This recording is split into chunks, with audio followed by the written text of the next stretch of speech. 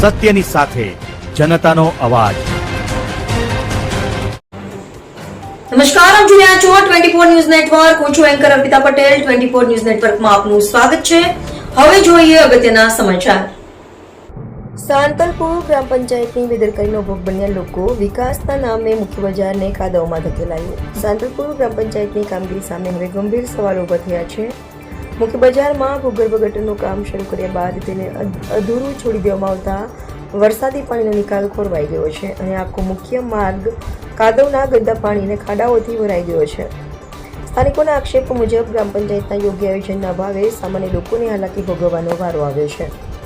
મુખ્ય રસ્તા પર ગટર લાઇનની પાઇપો અને માટીના ઢગલા ખડકાયેલા છે। વરસાદ પડતા રસ્તો જાણે ગંદા પાણીના તળાવમાં ફેરવાઈ ગયો છે। વિકાસના કામથી સુવિધા મળ્યાની જગ્યાએ લોકો માટે મુશ્કેલી ઊભી થઈ હોવાના કારણે ગ્રામ પંચાયતની કામગીરી સામે રોષ ફાટી નીકળ્યો છે।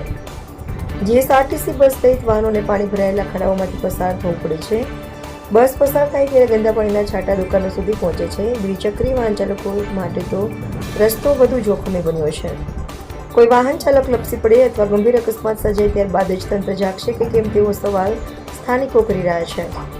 ગટરનું કામ શરૂ કરતા પહેલા યોગ્ય આયોજન કેમ ન થયું, પાણીના વરસાદી પાણીના નિકાલની વ્યવસ્થા કેમ કરવામાં આવી નથી અને કામગીરી અધૂરી હોવા છતાં રસ્તો આવી હાલતમાં કેમ છોડી દેવામાં આવ્યો, આવા અનેક સવાલો વચ્ચે ગ્રામ પંચાયતની કાર્યક્ષમતા સામે લોકોમાં ભારે નારાજગી જોવા મળી રહી છે।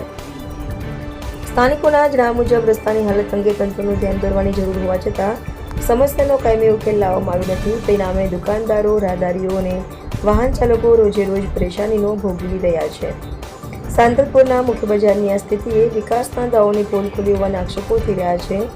ગ્રામ પંચાયત તાત્કાલિક જવાબદારી સ્વીકારી અધૂરી કામગીરી પૂર્ણ કરશે કે પછી લોકોની હાલાકી આમ જ ચાલુ રહેશે, હવે જોવાનું રહ્યું। રિપોર્ટર ભગીરથસિંહ જાડેજા, સાંતલપુર।